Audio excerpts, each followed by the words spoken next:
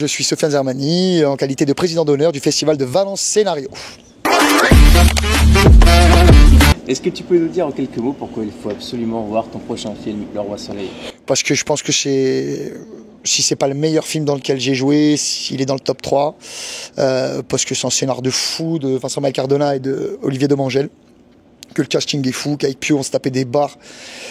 Qu'il a eu un super accueil à Cannes, et d'ailleurs un super accueil au Festival de Valence aussi, et que pour ceux qui aiment le cinéma, suivent le travail de Vincent Cardona. Je pense qu'il fera partie de vos réas préférés si vous le connaissez pas encore. Personne ne saura jamais ce qui s'est passé ici.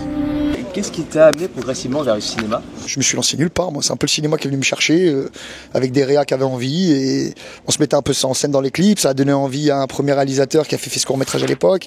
Et puis en plus, ensuite, David Wolofen sur Frères Ennemis avec Reda Kateb et Mathias Schoenaerts. Et ensuite, Les Sauvages de Rebecca Zlotowski. Et après, c'était parti. Je me suis laissé faire, moi. J'étais consentant. Ça s'est fait progressivement. Ouais, à mort. Mais super naturellement. Même pas de démarche particulière ou quoi, tu vois. Ok, c'est cool, ça le fait, ça te plaît. Bon, super, on continue. C'est tout. En réalité, je pense que je suis juste un mec qui a besoin d'ouvrir le capot, de regarder comment le moteur fonctionne, de comprendre chaque poste sur le terrain pour comprendre quel match on joue, tu vois. Je suis juste un curieux en vrai, tu vois. Je suis juste un curieux. Il y a un moment où je vois le mec faire un truc, je me dis ouais, je peux moi aussi. J'essaye, ça me plaît, je continue. C'est tout. J'ai la chance que le public accepte ça de moi. Tu vois ce que je veux dire? Et j'ai la chance que le métier accepte ça de moi. Je pense pas qu'on est beaucoup dans ce cas-là, alors j'en profite. Il y a d'autres Sofiane maintenant, donc il revient à quelques heures dans la journée, puis après il se rebarre. C'est comme de la bipolarité. C'est de la quadripolarité. Oh, j'assume de ouf. Donc là, on parle auquel? Ça dépend. Ça dépend de la question.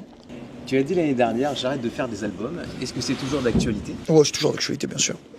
Et est-ce que tu souhaites à terme qu'on te considère totalement comme un acteur? Ah, moi, je me considère comme un artiste, en fait. Je m'en fous.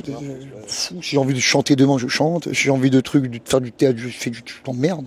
Mais c'est tout le cadre sortie, production, album, retourner en tournée, en truc, en machin. J'ai un peu l'impression, tu sais, qu'il y a des mecs qui ont la moitié de mon âge, qui le font très bien. Voilà, j'ai pas envie de faire le plouc.